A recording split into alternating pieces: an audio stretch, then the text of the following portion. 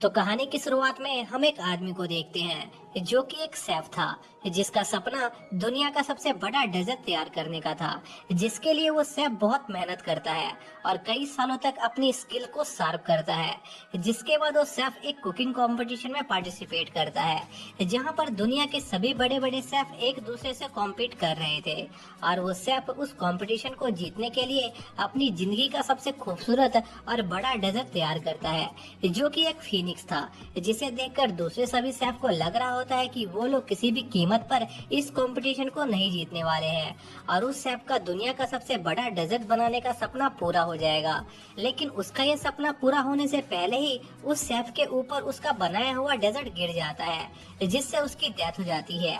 और मरते समय वो शेफ गॉड से लाइफ में एक दूसरा चांस मांगता है ताकि वो अपने इस सपने को पूरा होते हुए देख सके। जिस पर गॉड उस शेफ को एक दूसरी दुनिया में रिकारनेट कर देते हैं, जहां पर उसका जन्म माइल्स मॉर्टिन नाम के एक बच्चे के रूप में होता है, जो एक नोबल जनरल का बेटा था। और एक नोबल होने के बावजूद भी माइल्स के फादर इक्वालिटी में विश्वास करते थे और अपने लोगों की मदद करने की पूरी कोशिश करते थे। और माइल्स को भी उनके लोगों के लिए एक अच्छा और दयालु इंसान बनने की सीख देते हैं। और ऐसे ही कई साल बीत जाते हैं और अब माइल्स 9 साल का हो गया था, जिस पर उसके फादर माइल्स की शॉर्ट ट्रेनिंग स्टार्ट करवा देते हैं ताकि माइल्स एक अच्छा स्वॉर्डमैन बन सके।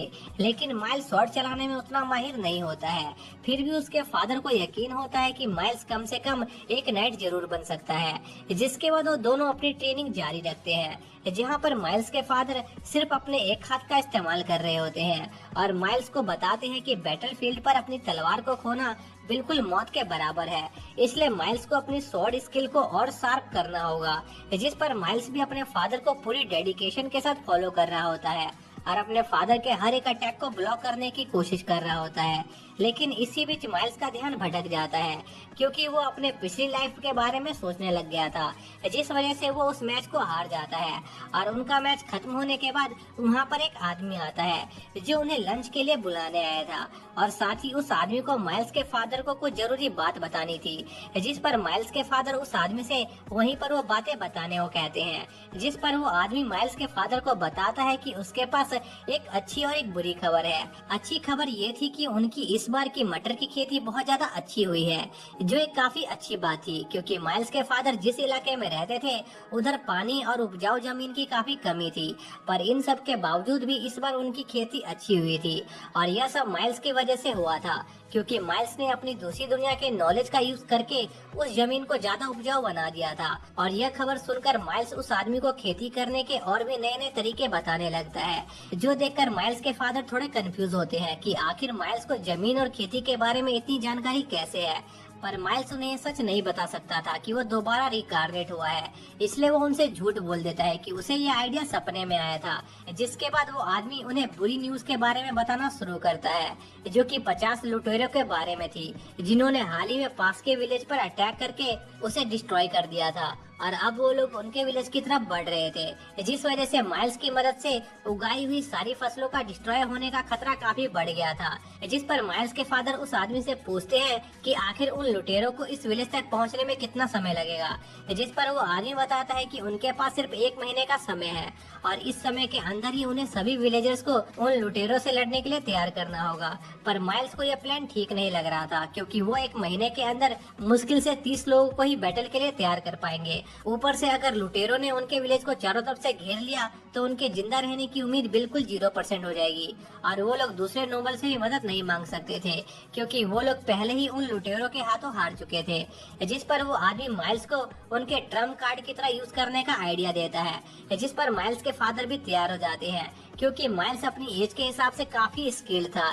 इसलिए माइल्स के डैड साइंटिफिकेशन सेरेमनी को शुरू करने का फैसला करते हैं, जिससे माइल्स की मैजिकल एबिलिटी अनलॉक हो जाएगी।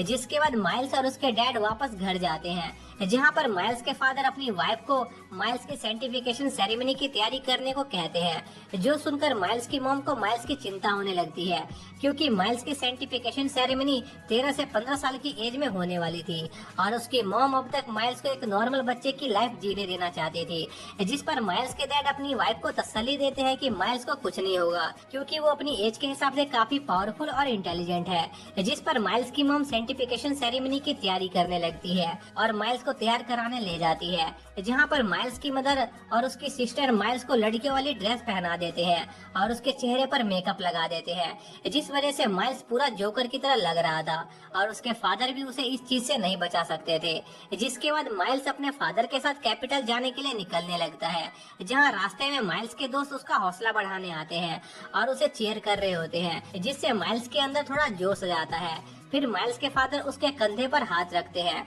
और कुछ एन्चेंटमेंट करने लगते हैं, जिससे उनके आसपास का एरिया पूरी तरह से एनर्जी से भर जाता है और वो लोग कैपिटल में टेलीपोर्ट हो जाते हैं, जहाँ पर माइल्स को बहुत सारी ताजी सब्जियां और मसाले दिखाई देते हैं, जिस पर वो सोचने लगता है कि आखिर वो इन चीजों से क्या क्या बना सकता है। और माइल्स के फादर माइल्स की एक्साइटमेंट देखकर उसे सेंटिफिकेशन के बाद वो सब इंग्रेडिएंट्स खरीदने का वादा करते हैं, जिससे माइल्स काफी खुश हो जाता है। तभी माइल्स की नजर एक नए फ्रूट पर जाती है जो स्वाद में खट्टे होते हैं, जिस पर माइल्स उन फ्रूट को अपने होम टाउन में उगाने का प्लान बनाने लगता है, जो सुनकर माइल्स के फादर को लगता है कि माइल्स आगे चल के एक काफी स्ट्रॉन्ग लॉर्ड बनेगा। लेकिन माइल्स के दिमाग में तो बस केक और पेस्ट्रीज बनाने का ख्याल ही चल रहा होता है।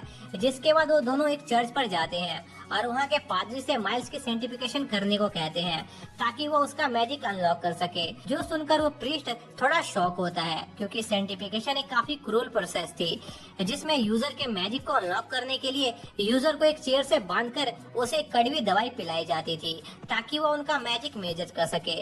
जिसके बाद उन्हें एक अंधेरे कमरे में बंद कर दिया जाता था, जिस वजह से ज्यादातर बच्चे रोने लगते थे। पर माइल्स उन सभी से अलग था, क्योंकि वो पूरे टाइम बस डिफरेंट स्वीट्स की रेसिपी के बारे में सोच रहा था, जो देखकर माइल्स के फादर और वो प्रीस्ट भी काफी शॉक थे। जिसके कुछ समय बाद माइल्स को कुछ गोल्डन लाइट दिखाई देती है जो उसकी बॉडी के अंदर अब्सॉर्ब हो जाती है। जिसके बाद प्रीस्ट सेंटिफिकेशन की लास्ट प्रोसेस स्टार्ट करते हैं, जिसमें वो माइल्स को एक स्पेल पढ़कर सुनाने वाले थे और अगर माइल्स का मैजिक अनलॉक हो गया होगा तो वो उस स्पेल को समझ जाएगा। जिसके बाद प्रीस्ट उस स्पेल को पढ़ते हैं और माइल्स उन्हें समझ जाता है, क्योंकि वो स्पेल खुद एक मैजिक था। जिसके बाद कई सारे गोल्डन ऑब्स माइल्स की बॉडी के अंदर अब्सॉर्ब हो जाते हैं और जैसा माइल्स के फादर ने माइल्स से प्रॉमिस किया था, वो माइल्स को मार्केट से उसकी पसंद की चीजें खरीदवाने ले जाते हैं, जहां माइल्स जमकर शॉपिंग करता है। जिसके बाद माइल्स वापस अपने होम टाउन आ जाता है और देखते ही देखते 3 हफ्ते बीत जाते हैं, जहां पर वो लोग लुटेरों से लड़ने की तैयारी कर रहे होते हैं। लेकिन उनकी आर्मी में ज्यादातर लोग फार्मर थे, इसलिए माइल्स को लग रहा था कि वो लोग ज्यादा समय तक लुटेरों के सामने नहीं टिक पाएंगे। इसलिए माइल्स किसी स्ट्रेटेजी के बारे में सोचने लगता है और उसे एक आइडिया आता है, जिसके लिए वो विलेजेस के सभी कुओं को मिट्टी से भर देते हैं और दोनों स्मॉल विलेजेस को सील कर देते हैं और सभी विलेजेस के बड़े विलेज में छिपने का इंतजाम कर देते हैं। और जब माइल्स ये सभी तैयारी कर ही रहा होता है, तभी उसके दोस्त उससे मिलने आते हैं जो उसकी मदद करना चाहते थे। जिस पर माइल्स उन्हें कुछ पत्थर इकट्ठा करने को कहता है, जिसका इस्तेमाल वो उन लुटेरों पर हमला करने के लिए कर सकते थे। जिस पर माइल्स के दोस्त पत्थर इकट्ठा करना शुरू कर देते हैं। तभी माइल्स के दोस्तों को कुछ अजीब सी आवाज आती है और जब वो उस डायरेक्शन में देखते हैं तो उन्हें बहुत सारे लुटेरे दिखाई देते हैं। जिस पर वो दोनों तुरंत विलेज आकर माइल्स के फादर को ये इन्फॉर्मेशन देते हैं, जिस पर माइल्स के फादर सभी विलेजर्स को अपनी जान और घर को बचाने के लिए लड़ने को कहते हैं। लेकिन सभी विलेजर्स को उन लुटेरों से लड़ने में काफी डर लग रहा था। जिस पर माइल्स के फादर उन सभी को एक जोशीला भाषण देते हैं, जिससे उन लोगों में वापस से लड़ने की हिम्मत आ जाती है। तभी माइल्स के फादर के दोस्त उन्हें बताते हैं कि लुटेरे उनके विलेज पर रात में अटैक करने का प्लान बना रहे हैं। जिस पर माइल्स के फादर अपने सभी आदमियों को उनकी बैटल पोजीशन पर जाने को कहते हैं। पर माइल्स के फादर के दोस्त को इस प्लान में थोड़ी कमी लग रही होती है, जिस पर वो माइल्स से उसका ओपिनियन पूछते हैं। जिस पर माइल्स अपने डैड और उस आदमी को अभी जाकर उन लुटेरों पर हमला करने को कहता है, क्योंकि उन्होंने ये चीज एक्सपेक्ट नहीं की होगी। और सोचने वाली बात यह होती है कि माइल्स के फादर माइल्स की बात मान भी जाते हैं, जबकि माइल्स सिर्फ एक 9 साल का बच्चा था। ऊपर से उसकी हॉबी पेस्ट्री बनाने की होती है, जो इस बैटल को कुकिंग कंपटीशन समझ रहा था। जिसके बाद माइल्स के फादर अपने साथी के साथ उन लुटेरों के अड्डे पर जाते हैं और उन्हें ऑफ गार्ड पकड़ लेते हैं और उन पर अटैक कर देते हैं। इसी बीच हम विलेजर को देखते हैं जो अपने जनरल की गैर मौजूदगी में विलेज को प्रोटेक्ट कर रहे थे और अपने ट्रैप्स को सेट कर रहे होते हैं। इसी बीच हम माइल्स के फादर को देखते हैं जो उन गार्ड्स लुटेरों पर अटैक कर देते हैं और उन्हें तेजी के साथ हराने लगते हैं। लेकिन उन लुटेरों का लीडर काफी एक्सपीरियंस होता है और अपने पार्टनर को सही कमांड देकर माइल्स के फादर के एम्बुश को रोक देता है। जिस पर माइल्स के फादर के पास वहाँ से भागने के अलावा और कोई चारा सहारा नहीं होता और वो लुटेरे माइल्स और उसके फादर का पीछा करने लगते हैं। लेकिन असल में माइल्स के फादर का यही प्लान होता है और वो लुटेरे उनके चाल में फंस जाते हैं। तभी माइल्स अपने फादर को सिग्नल देता है, जिसके बाद विलेज में मौजूद सभी बच्चे उन लुटेरों पर फायर रॉक्स और पत्थरों से अटैक करने लगते हैं, जो देखकर वो लुटेरे काफी शॉक होते हैं और उन्हें काफी दिक्कत आ रही होती है। और इस मौके को देखकर माइल्स के फादर और उनकी रेबल आर्मी भी उस बैटल को ज्वाइन कर लेती है और उन लुटेरों का काम तमाम करने लगती है। लेकिन इसी बीच उन लुटेरों का लीडर उन सभी पत्थरों से बचते हुए विलेज की वॉल पर चढ़ने लगता है, जिस पर एक विलेजर उसे रोकने की कोशिश करता है, पर वो लीडर उस आदमी को मार देता है और बाकी दूसरे विलेजर पर अटैक करने लगते हैं, जहां कोई उनका कुछ नहीं बिगाड़ पा रहा होता है और वो लुटेरे उन विलेजर पर भारी पड़ने लगते हैं। तभी कुछ बच्चे अपने साथियों की मदद करने की कोशिश करते हैं और उन लुटेरों पर पत्थर से अटैक करने लगते हैं, लेकिन उन लुटेरों का लीडर उन्हें देख लेता है और उन्हें जान से मारने उनकी तरफ बढ़ता है। पर तभी माइल्स वहां आकर उस लड़के को बचा लेता है, जिस पर वो लीडर माइल्स को हॉस्टेज बना लेता है। तभी माइल्स की नजर पास में पड़े एक लुटेरे पर जाती है, जिस पर माइल्स अपने मैजिक से उस लुटेरे के घाव का दर्द सभी लुटेरों की बॉडी में ट्रांसफर कर देता है, जिससे उन सभी लुटेरों को जलने का एहसास होने लगता है और माइल्स उस लीडर के चुंगल से छूट जाता है और उस लीडर को हरा देता है। और इसी के साथ यह पार्ट यहीं पर एंड हो जाता है।